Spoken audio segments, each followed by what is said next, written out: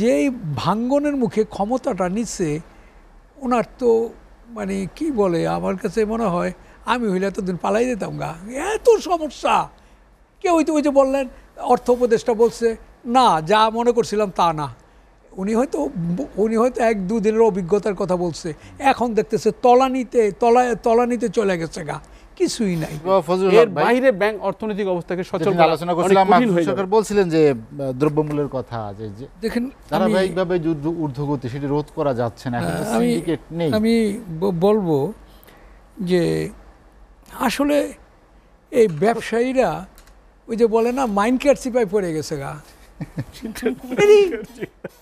আচ্ছা বলেন যে এত না, এই যে আদানি বলেন আমাদের যে পাওয়ারের যে ক্যাপাসিটি চার্জ সরকার বড় বড় প্রজেক্ট আনছে, এই যে লোন কইরা ওই যে বলে না লোন করে ঘি খাওয়ার মতো এগুলো করে এখন কি হইতেছে ব্যবসায়ীরা এখন দেখেন আমরা ব্যাংকে আমাদের যে পাওনা আছে, এই যে প্রথম কথা আমি একটু আগে বলছি 16% গার্মেন্টস ডিফল্টার, 16% গার্মেন্টস ডিফল্টার। এর মধ্যে তো এই যারা ডিফল্টার হয়েছে এর মধ্যে আমারও পাওনা আছে। তা আমার পাওনাটা তো আমি তো ব্যাংকের সাথে ব্যবসা করছি, ব্যাংক আমার পাওনাটা দিয়ে দেখ। আর ব্যাংকে এখন ব্যাংকের যে অবস্থা, আপনি 5,000 টাকা জমা রাখছেন আপনার টাকাই তো আপনারা দেয় না। কি একটা নাজুক অবস্থার মধ্যে আছে আমরা এখন। এখান থেকে বাইর হব কীভাবে? এইটা আপনারা তো বলেন সংস্কার, আমাদের এখন কোরাম ইন্ডিয়া বাঁচানো রাখা উচিত, কোরাম ইন্ডিয়া কোনো রকম টিকায় রাখা উচিত, তারপর আপনারা সংস্কার করেন যাই করেন।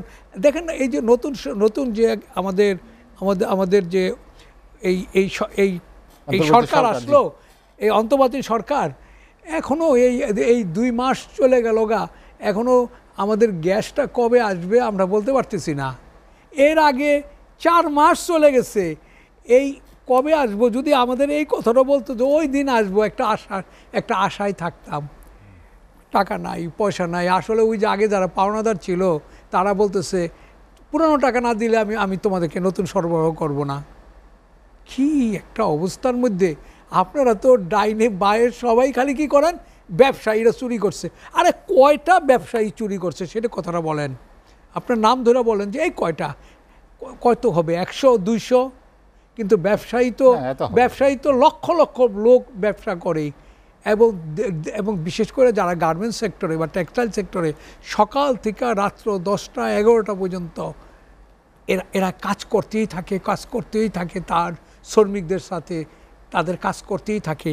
আজকে এরপরও এখন নতুন একটা পলিসি, একটা চিঠি বাইর হয়েছে, কেউ যদি এবার বেতন না দিতে পারে তাহলে বলে তাকে ধরে নিয়ে যাবে মালিকদের। নেন কয়দিন আমরা ভালো থাকি, কারণ এইভাবে তো ফ্যাক্টরিতে ঢোকা যায় না, ওই ওয়ার্কাররা ঢুকতে দেয় না, কেউ ওই কথা শোনে না।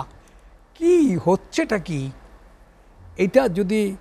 এটা যদি শক্তভাবে যদি এটা দমন না করা হয় তাহলে কিন্তু অসুবিধা হবে। আমি বলবো কাদের দমন করবে আসলে আমাদের আইনের মাধ্যমে যারাই দোষী সাব্যস্ত হবে তাদেরই দমন করবে।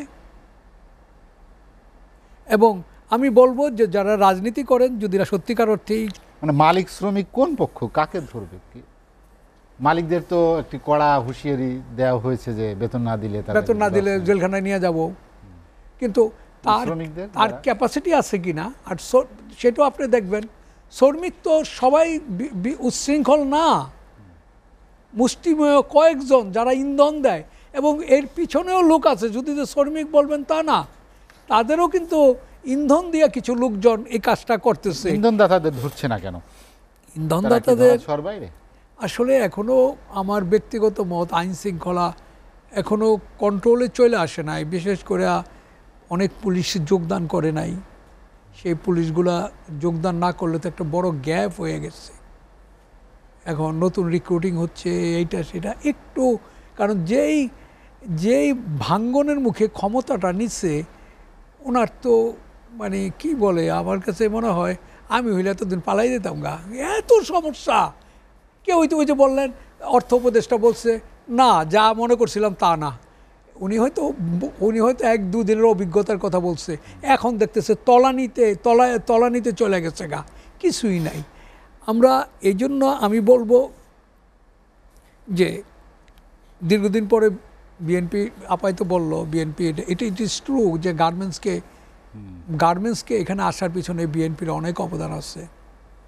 বিশেষ করে আমরা back to back Saifur Rahman সাহেব ছিল, শিল্প প্রতিষ্ঠানগুলো শিল্প স্থাপনের ক্ষেত্রেও সাইফুর রহমান সাহেব ছিল, উনি যে এই সুযোগটা ব্যাংকে আমাদেরকে গার্মেন্টস এই যে ব্যাক টু ভ্যাকেন্সি কিছু না, এটা কাগজ জমা দিয়া আমাদেরকে কোটি কোটি টাকা দিচ্ছে।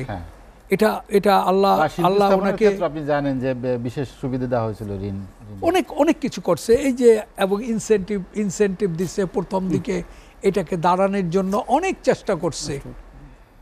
কিন্তু এটা অনেক চেষ্টা হয়েছে।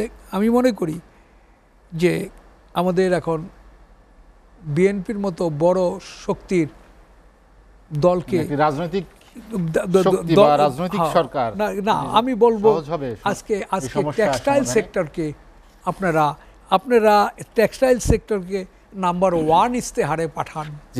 যে আপনাদের ব্যবসায়ীদের যে বর্তমান অবস্থা, এখান থেকে পরিত্রাণ রূপে আসলে সরকারের পক্ষ থেকে কি সহযোগিতা আপনারা প্রত্যাশা করেন?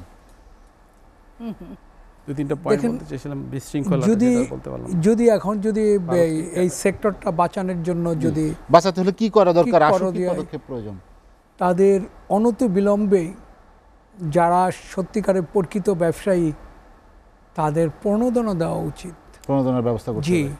কোনো না, লোন না, প্রকৃতপক্ষে যে এই ক্ষতিটা হয়েছে কয়েক মাসের, এর বিনিময়ে একটা কারণ লোন দিলে লোন শোধ করতে পারবে না। সুতরাং এই প্রণোদনটা দিয়া এই দুর্দিনে সাহায্য করা, অসংখ্য ধন্যবাদ। টিকায় রাখা খুব কষ্ট হয়ে যাবে গা সামনে। আপনাকে অসংখ্য ধন্যবাদ।